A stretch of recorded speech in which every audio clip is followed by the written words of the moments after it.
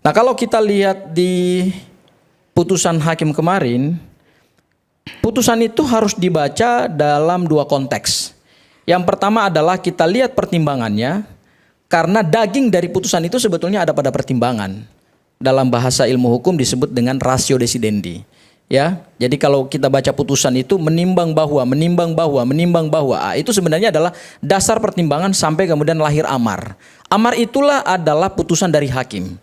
Nah, saya ingin menyambungkan antara apa yang dipertimbangkan oleh hakim terkait dengan surat dakwaan yang tidak cermat, tidak jelas dan tidak lengkap, kemudian dinyatakan batal demi hukum, itu harus kita lihat pada pertimbangannya. Apa pertimbangan hakim sampai kemudian langkah yang harus dilakukan oleh jaksa, apakah pertimbangan itu memuat pertimbangan bahwa jaksa harus melakukan perbaikan terhadap surat dakwaan, ataukah sebetulnya hakim tidak memberikan jalan itu kepada jaksa penuntut umum untuk melakukan perbaikan terhadap surat dakwaan. Nah, saya ingin putar bagaimana pertimbangan dari hakim. Saya akan putar aja langsung dari sini, Mas Emma. Oh, audionya. Ya, audionya langsung seperti Bang Rifai supaya berimbang gitu. Ya, ntar ya, saya akan. Nah, ntar ya. Memperhatikan ketentuan pasal 75 ayat 2 huruf B, ayat 3 dan pasal 206 ayat 1 Undang-Undang Nomor 20 Tahun 2025 tentang Kitab Undang-Undang Hukum Acara Pidana. Memperhatikan ketentuan pasal 75 ayat 2 huruf B, ayat 3 dan pasal 206 ayat 1 Undang-Undang Nomor 20 Tahun 2025 tentang Kitab Undang-Undang Hukum Acara Pidana serta peraturan perundang-undangan lain yang bersangkutan. Mengadili, menyatakan permohonan dari tim advokat terdakwa tersebut diterima. Oke, jadi Mas Aiman, di dalam pertimbangan pasal 75 yang tadi dikutip ayat 4-nya oleh rekan saya Bang Rifai, hakim sebetulnya dalam pertimbangannya hanya mempertimbangkan pasal 75 ayat 2 dan ayat 3. Ayat 2 itu adalah terkait dengan syarat pembuatan surat dakwaan harus jelas, lengkap, dan kemudian cermat. Dan ayat 3-nya terhadap surat dakwaan yang disusun secara tidak cermat, tidak jelas, dan tidak lengkap, maka dapat dinyatakan batal demi hukum. Artinya, hakim tidak mempertimbangkan bagi jaksa untuk melakukan perbaikan terhadap surat dakwaan yang diatur dalam ayat 4. Ya, ini pertimbangan serius ini, ya. Makanya kemudian pertimbangan ini berkorelasi dengan amar putusan. Sehingga dalam amar putusan Majelis Hakim Pengadilan Negeri Jakarta Timur, hakim tidak memerintahkan jaksa untuk melakukan perbaikan terhadap surat dakwaan, ya. Nah, karena ini berkorelasi saya kira dengan apa yang disampaikan oleh Pak Prof Gayus, bahwa dalam putusan itu kan ada dua, dapat dibatalkan atau batal demi hukum. Nah, yang ini batal demi hukum.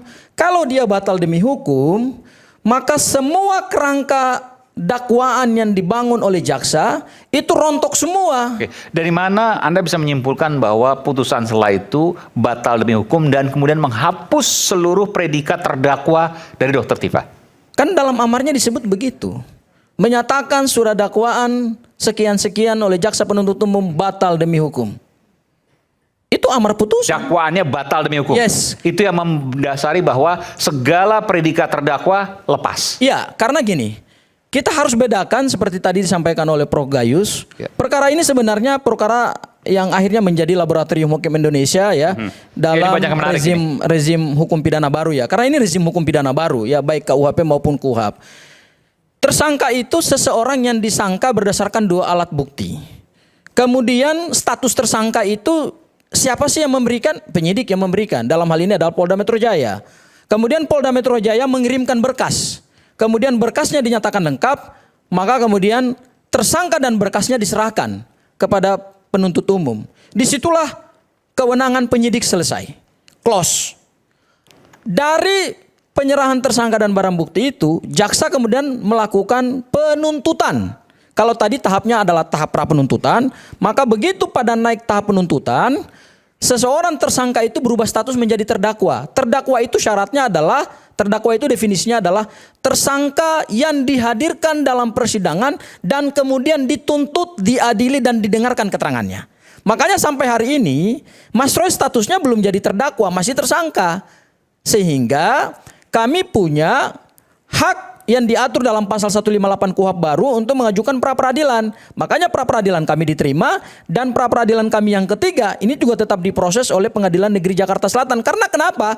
Mas Roy belum berubah baju dari tersangka menjadi terdakwa. Kenapa? Meskipun registrasi perkara pidananya 300 Pit B 2026 sudah keluar oleh Pengadilan Negeri Jakarta Timur, tapi Mas Roy belum didakwa dengan pembacaan surat dakwaan.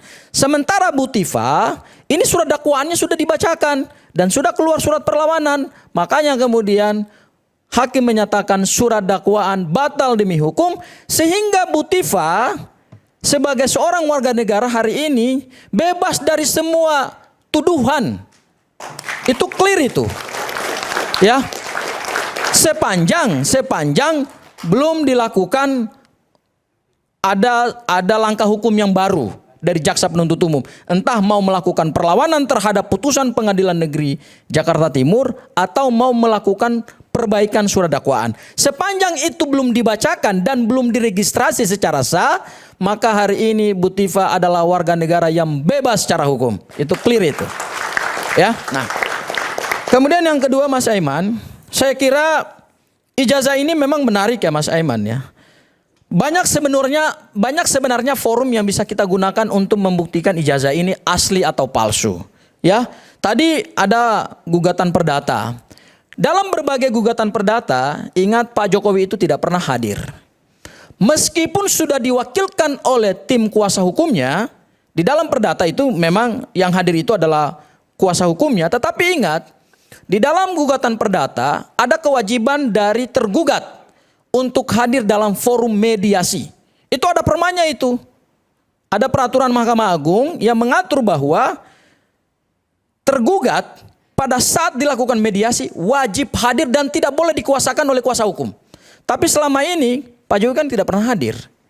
Ya, selalu kita dengar dari kuasa hukumnya mengatakan, oh itu tidak penting buat Pak Jokowi karena bukan Pak Jokowi sebagai penggugat atau bukan Pak Jokowi sebagai pelapor. Nanti aja dalam perkara pidana gitu. Ya memang perkaranya berbeda gitu. Dalam perdata Pak Jokowi itu orang yang digugat. Maka orang yang digugat, apalagi ini mantan presiden, saya kira juga harus menghormati dan mematuhi forum peradilan perdata, karena peradilan perdata itu adalah bagian dari kekuasaan kehakiman, itu sah secara hukum negara. Jadi kita nggak bisa milih-milih gitu loh. Kalau perdatanya saya nggak mau hadir, tapi pidananya aja kalau saya melaporkan yang lain kemudian mereka jadi tersangka, boleh saya hadir gitu, nggak boleh begitu.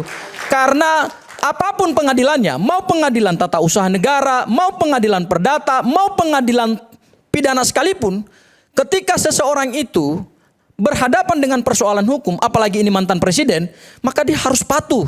Karena peradilan yang diselenggarakan itu sah secara hukum negara. Ya, diatur di dalam undang-undang kekuasaan kehakiman, diatur dalam undang-undang hukum acara pidana, diatur dalam undang-undang peradilan tata usaha negara, dan juga diatur dalam HIR atau hukum acara perdata. Jadi kalau dikatakan bahwa Pak Jokowi hanya bisa hadir di peradilan pidana, ya karena Pak Jokowi yang melaporkan mereka dan mereka jadi tersangka gitu loh Mas Aiman. Jadi sebetulnya pilihan Pak Jokowi untuk mengambil langkah melaporkan mereka secara pidana ini menurut saya adalah sesuatu yang sebenarnya dari awal ini kita debatkan sesuatu yang kurang tepat. Kenapa? Karena yang dituntut oleh warga negara, semua warga negara Indonesia adalah ada sikap negarawan dari Pak Jokowi untuk memberikan klarifikasi aja. Hal yang sangat simpel, hal yang sangat sederhana, hal yang tidak butuh para pengacara. Masalah. Tidak akan menyelesaikan masalah. Ya karena tidak menyelesaikan masalah karena Pak Jokowi tidak pernah menunjukkan. Coba kalau Pak Jokowi menunjukkan, masalahnya pasti selesai. Ini kan asumsi. Asumsi bahwa kalau Pak Jokowi nunjukin, masalahnya nggak akan selesai. Itu asumsi. Ya, tidak menunjukkan aja menimbulkan masalah, kalau menunjukkan pasti masalah selesai. Karena apa? Semua orang pada akhirnya bisa melihat ijazah itu secara langsung. Ya, tanpa perlu mengarahkan relawan, tanpa perlu di sini ada Bang Rifai dengan para pengacaranya ya. Dan bertahun-tahun loh Mas Aiman. Bertahun-tahun kita ada di Rakyat Bersuara hanya memperdebatkan selembar-lembar ijazah. Yang sebenarnya ini deliknya adalah delik pencemaran nama baik. Nah, kalau kemudian kita lihat laporan pidananya Pak Jokowi, ya, seperti tadi yang sudah disinggung oleh Prof. Gayus juga, ingat, laporan Pak Jokowi ini adalah deliknya, kualifikasi deliknya adalah pencemaran nama baik dan fitnah.